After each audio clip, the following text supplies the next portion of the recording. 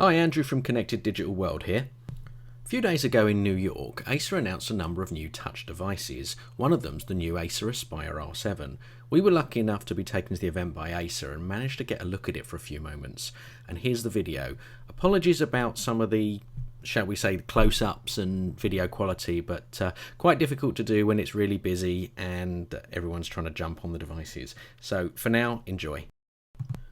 Here's the R7 close. As you can see, it actually looks quite nice. It's got a quite polished feel. It's got all the ports you'd expect on the side.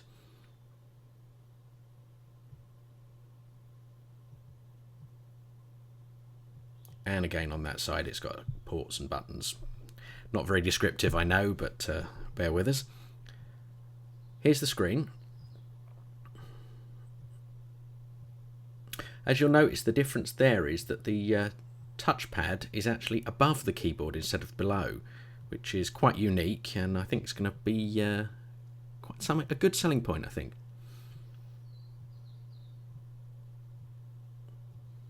There it is.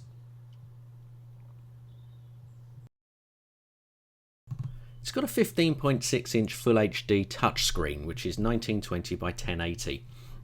As you can see, it's really rather responsive and the screen quality is really good. I know it's quite difficult to tell on the video, but take my word for it, it is really good. The selling point for this particular device is the fact that the screen can be moved to different angles, as you see.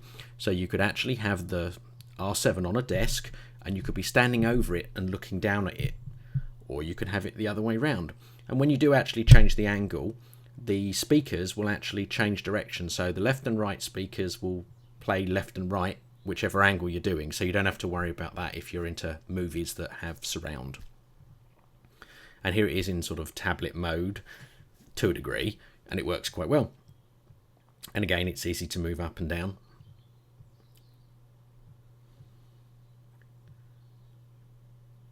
And even one-handed I could do that quite easily.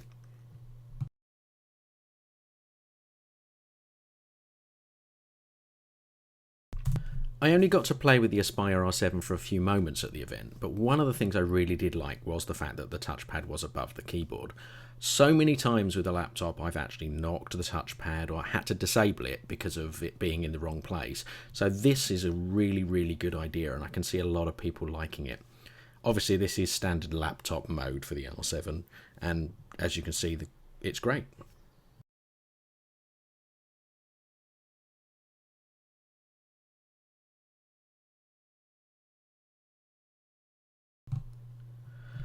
Acer refer to this particular hinge as the Ezel Hinge.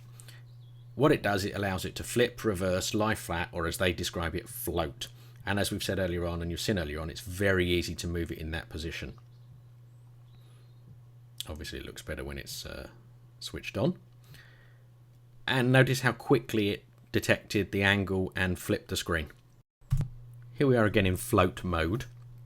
And this is the view you would see if you were actually looking down at it. So again, it's very easy to use, rather thin, and it just actually looks good.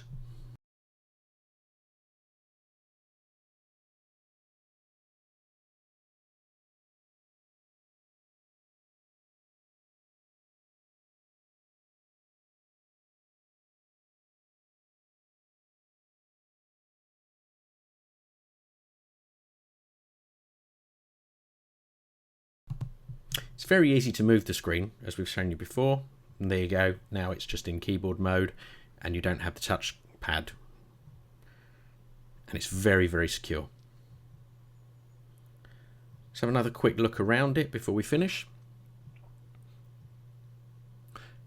It comes with an i5 processor, up to 12 gig of RAM, and a 1 terabyte hard drive or a 256 SSD. The choice is yours. One of the things Acer said to me at the time was these particular screws on the back have been designed to look good. So even though they're not functional, they look good. So that's a very Apple thing to do. And another quick look at the R7 in various stages. We should have one for a full-on proper review soon, so watch out. Until then, thank you for watching.